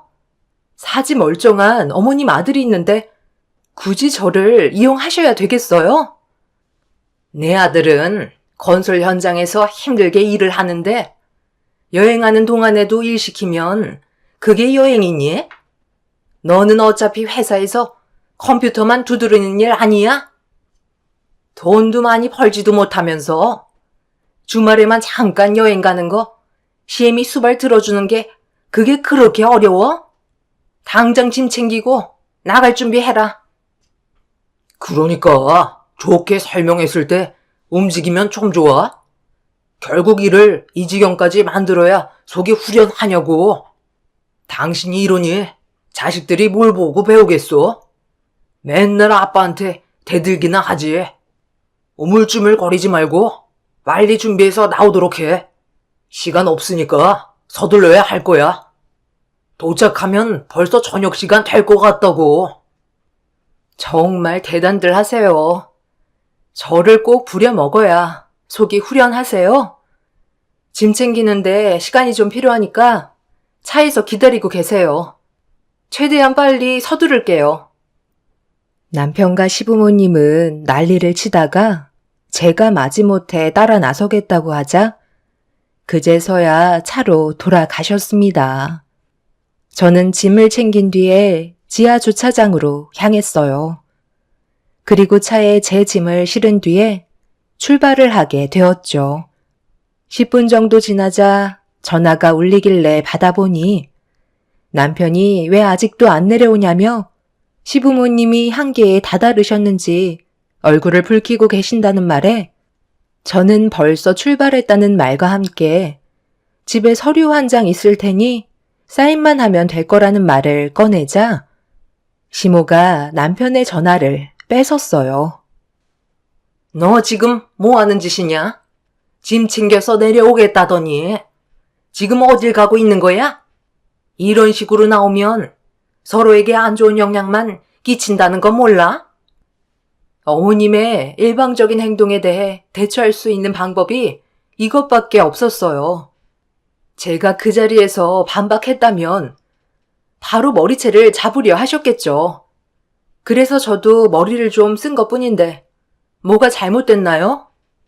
제가 그 일을 선택한 건 행복한 결혼 생활을 꿈꿨기 때문에 혼인신고를 한 건데 막상 결혼을 해보니 상상과 현실은 많이 다르더라고요. 어머님도 마찬가지예요. 처음에는 엄청 잘해주시는 것처럼 대해주시더니 혼인신고 서류에 도장이 마르기도 전에 어머님은 저를 그냥 가정부 하나 드린 것처럼 막 부리셨잖아요. 그렇게 살아온 세월이 15년이에요. 참을 만큼 참았기 때문에 저도 이제 그만하고 싶은 거고요. 아이들 때문에 정말 꾹 참고 버텨왔었지만 그게 오히려 악영향을 끼치는 것 같아 집에 이혼 서류 올려두었으니 그이한테 사인해서 최대한 빨리 날짜를 정리하라고 다시 한번 말씀해 주세요. 제 말은 전혀 듣지 않더라고요. 어머님도 기분 많이 상하셨을 텐데 이참에 다른 며느리 드리면 되겠네요. 시모는 저에게 분노의 비명을 지르셨어요. 15년의 결혼 생활 동안 참아왔던 분노를 터뜨리게 되었고 저의 돌발 행동에 모두들 당황스러워하고 있었습니다.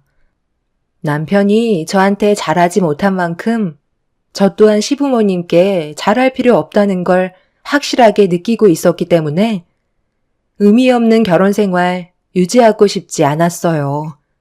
주말만 되면 아이들은 저희 엄마 집에서 시간을 보냈지만 앞으로는 쭉 함께 지내게 될 것 같아 여러 가지로 준비해야 될 것들이 상당히 많았어요. 엄마는 저와 남편과의 관계가 별로 좋지 않다는 걸 알고 있었기 때문에 짐을 챙겨서 집으로 들어온 걸 보고 어느 정도는 짐작하고 있으셨는지 아무 말도 하지 않으신 채 제가 가지고 온 짐을 같이 들어주셨죠. 그렇게 한동안 친정에서 아이들과 함께 지내고 있는데 어느 날 남편이 친정에 찾아왔어요. 한쪽 손에는 서류 봉투가 들려있는 걸 보니 이혼을 결심한 듯 보였습니다. 이미 마음의 준비를 하고 있던 터라 크게 당황하지 않고 묵묵히 남편을 쳐다보고 있는데 저한테 서류 봉투를 건네주길래 건네받은 뒤 안에 있던 서류를 확인해 보니 이혼 서류는 제가 놓고 온 그대로였고 도장은 아예 찍지도 않았습니다. 지금 나랑 뭐 하자는 거야? 우리의 관계는 이미 끝났다니까? 노력해봤자 좋아질 수 없다는 거 뻔히 알고 있는데 왜 이혼 서류에 도장을 안 찍은 거야? 우리가 함께 살아온 세월이 15년이야. 그런데 갑자기 남으로 돌아가면 함께 살아왔던 생활 패턴들이 전부 바뀌게 되는 건데 나는 또 다른 환경에 적응할 수 있는 시간적 여유가 많지 않아. 그동안 당신이 내 뒤에서 많은 걸 해주고 있었다는 걸 알고 있기 때문에 이대로 이혼을 하게 되면 그동안 내가 신경 쓰지 않았던 걸 전부 다 나 혼자 해야 된다는 거잖아. 나는 그럴 자신 없으니까 이혼만큼은 물러줬으면 좋겠어. 내가 조금 더 신경 써주도록 노력할게. 그렇게만 하면 우리 관계에 큰 문제는 없는 거잖아. 내가 지금까지 당신이랑 결혼 생활하면서 바람을 피웠어? 아니면 술을 진탕 먹고 깽판을 부렸어? 일만 주야장천하며 가정을 위해 돈만 벌어오고 있었잖아. 나 같은 남자도 없다고. 그런데 당신한테는 부족한 남편일 수도 있겠지. 그래서 조금 더 내가 양보하고 이해하겠다는 거야. 내가 먼저 숙이고 들어왔으니까 당신도 한 번만 나한테 기회를 줘라. 지금까지 살면서 이런 말 한 적 처음인 거 알지? 당신은 지금 뭐가 문제인지 전혀 감을 잡지 못하고 있구나. 바람 안 피우고 술 안 먹으면 나한테는 함부로 대해도 된다는 거야? 당신이 먼저 숙이고 들어왔으니까 나는 그냥 받아주면 다 끝나는 거냐고. 나보다 돈 좀 더 번다고 맨날 무시하고 도움이 필요할 때 손을 벌리면 남보다도 못할 정도로 차갑게 변해서는 아무것도 해주지 않으면서 정작 이혼하려 하니까 내가 그동안 뒤처리 해줬던 걸 당신이 해야 될 것 같으니까 벌써부터 걱정이 되는 거야? 나랑 함께한 세월이 1, 2년도 아니고 무려 15년이야. 그동안 내가 당신한테 얼마나 많은 기회를 줬을 것 같아? 지금은 내가 심각하게 나오니까 심적으로 많이 불안해지기 시작했나 봐. 어차피 우리 관계는 이미 끝났어. 당신 이번에 나 몰래 시댁의 이태리제 가구로 싹 다 바꿔줬었지? 내가 모를 줄 알았어? 항상 뒤처리를 내가 해주니까 당신한테 전화가 연결이 안 되면 곤란하게 되니 내 전화번호도 가구점에 적어놨었더라. 그래서 버릇이 무섭다는 거야. 15년간 항상 그래왔는데 그날도 어김없이 당신 전화번호 밑에 내 전화번호를 적었고 현장에 들어갔는지 전화 연결이 되지 않자 나한테 연락이 왔더라고. 집안 전체를 싹 다 바꾸기로 했었다며? 집안에 가구들 들여온 지 1년밖에 안 됐었는데 그새 또 바꾸길래 내가 얼마나 큰 상처를 받았는지 알아? 자기 집안 일이면 두 팔 걷고 나서면서 정작 우리 엄마 집 옥상에 방수 처리 공사 좀 도와달라고 부탁한 건 돈 아깝다고 해주지도 않았잖아. 견적만 알아봐 주겠다고? 당신이 그러고도 내 남편이라고 말할 수 있어? 나는 이혼 생각 변함없으니까 최대한 빨리 서둘러줘. 그리고 아이들은 내가 키우도록 할게. 내가 벌은 돈으로 해드리겠다는 건데 뭐가 잘못됐어? 그럼 당신은 우리 집안에 가구 하나 해준 적도 없으면서 왜 나한테만 큰 소리야? 꼬우면 너도 이태리 가구로 싹 바꿔드리면 되는 거 아니야? 좋게 해결을 하려고 왔는데 꼭 그런 식으로 말을 해야 되겠어? 원래 나는 남한테 돈 쓰는 거 되게 아까워해. 그리고 어차피 집도 허름해서 곧 무너질 것처럼 낡아 빠졌는데 굳이 여기에다 돈을 써야 돼? 그냥 허물고 다시 집을 짓는 게 훨씬 낫겠다. 그런데 너는 그 정도의 돈은 없어서 방수 처리밖에 못 해주지? 내가 그걸 잠깐 잊고 있었네. 나도 더럽고 치사해서 너랑 사는 거 여기까지만 해야 되겠다. 애들은 네가 알아서 키워. 내 성격 하나도 안 닮은 애들 내가 끼고 살아봤자 스트레스만 받을 텐데 그럴 바엔 그냥 네가 키워라. 최대한 빨리 이혼해 줄 테니까 서로 정리할 거 깔끔하게 끝낸 다음 다시는 우리 마주치지 말자.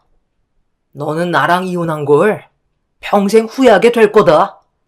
이 좁아 터진 집에서 잘 먹고 잘들 살아봐. 남편은 그 자리에서 이혼 서류에 도장을 찍었고 제 얼굴에 서류를 던진 다음 문을 박차고 나갔어요. 엄마는 남편의 모습을 보고 충격을 받으셨는지 자리에 털썩 주저앉으셨고 아이들은 무서움에 눈물을 흘리고 있었습니다. 그날 이후 저희는 결국 부부가 아닌 서로 남이 되어 버렸죠. 15년의 결혼 생활을 끝내게 된 순간은 너무 허무했었어요. 그동안 정말 잘 살아보겠다고 발버둥 치며 노력해왔었는데 한순간에 모든 게 끝나버리는 날이었습니다. 남편은 뒤도 안 돌아보고 자기 갈 길을 가더라고요.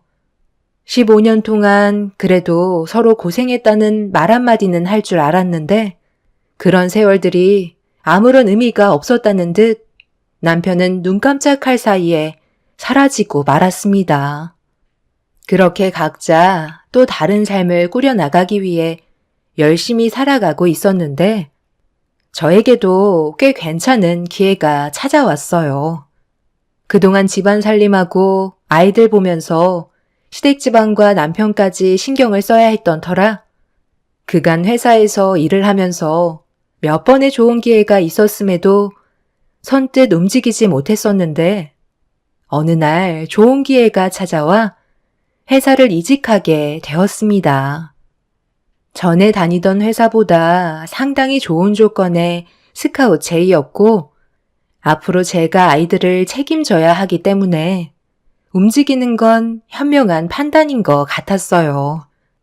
그렇게 저희 가족은 똘똘 뭉쳐 열심히 살아가고 있었는데 엄마 혼자 살고 계셨던 집이 워낙 허름하고 아이들을 함께 키우기에는 공간 또한 너무 부족해서 남편에게 받았던 위자료와 그리고 제가 따로 가지고 있던 재산들을 합해서 대출을 조금 받아 전원주택을 짓기로 결정을 하게 되었죠. 안정적이고 좋은 일자리를 얻은 만큼 우리 가족이 살 수 있을 정도의 전원주택을 짓는 데는 크게 어려움이 없었어요. 결혼 생활하면서 악착같이 돈을 모았던 게 저에게 정말 많은 도움이 되는 순간이었죠. 그렇게 별탈 없이 잘 지내던 어느 날 엄마 집에 갑자기 시모가 찾아오셨어요. 갑자기 무슨 일이시죠? 저희는 이제 더는 볼 일 없지 않나요? 무슨 말을 하고 싶으셔서 찾아오셨는지 모르겠지만 저는 할 말 없으니 그만 돌아가세요. 예, 큰일 났다. 내 아들이 그동안 건설업을 하면서 상당히 큰 문제를 일으켰는지 이번에 줄줄이 터져나와 여기저기에서 소송을 하고 난리도 아니다. 하필이면 엄청 큰 대형 공사권을 맡아서 상당히 많은 돈이 들어갔는데 아들이 저지른 잘못된 행동들이 드러났지 뭐냐. 문제가 터진 업체들이 너무 많다 보니까 여기저기 돈 나갈 곳이 많은데 내가 손을 벌릴 만한 곳이 더는 없어서 너한테까지 찾아왔다. 제발 한 번만 도와주면 안 되겠니? 그래도 15년간 함께 온 정이 있는데 위기에 처한 내 아들 도와줄 수 있는 거잖아. 그놈이 글쎄 최대한 이윤을 많이 남겨 먹으려고 그동안 공사 비용의 절반도 안 되는 제품들로 부실 공사를 했지 뭐냐. 시간이 지나면서 여기저기 하자가 터져 나왔는지 상당히 골치 아프게 됐다. 변호사 선임 비용도 만만치 않지만 문제는 소송한 사람들의 손해배상 금액이 어마어마하다는 거야. 15년간 그런 짓을 밥 먹듯이 했으니 얼마나 많은 업체가 피해를 받겠니? 네가 이번에 우리를 좀 도와준다면 그 은혜 평생 잊지 않으마.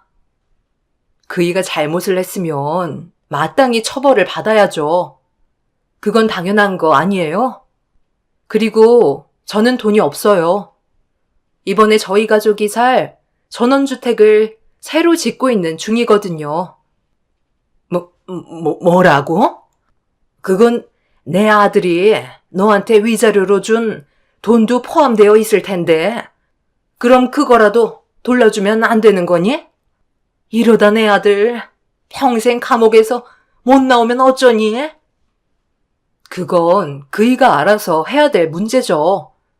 저는 제 아이들과 저희 엄마를 부양해야 될 중요한 위치에 있는 상황이라고요.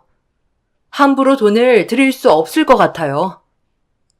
시몬은 돈을 빌려주지 않는다고 제 앞에서 발광을 했지만 제가 아무런 도움을 주지 않을 거라고 강하게 나오자 결국 시몬은 오열을 하며 자기 아들 좀 살려달라고 애원하셨어요.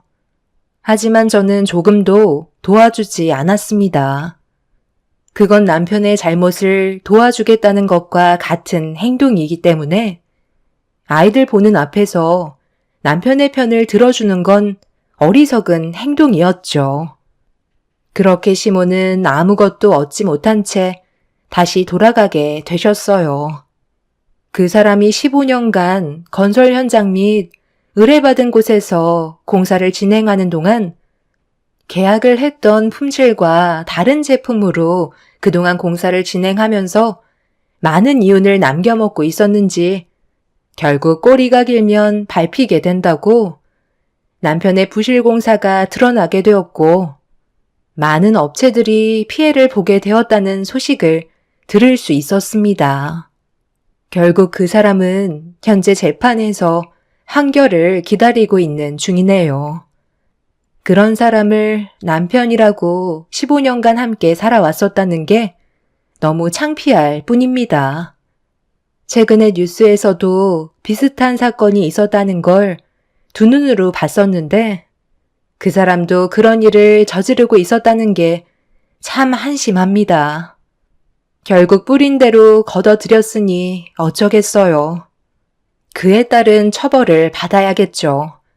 돈이 많다고 자기 집안에만 펑펑 쓰고 다니던 그 사람은 결국 자신을 나락으로 밀어낸 꼴이 되었네요. 이제 과거에 안 좋았던 기억은 전부 잊어버리고 앞으로 엄마와 제 아이들과 함께 살아갈 전원주택에서의 삶은 언제나 행복만 가득했으면 좋겠습니다. 제 사연을 들어주신 여러분들께서도 좋은 일 가득하시길 바랍니다. 감사합니다.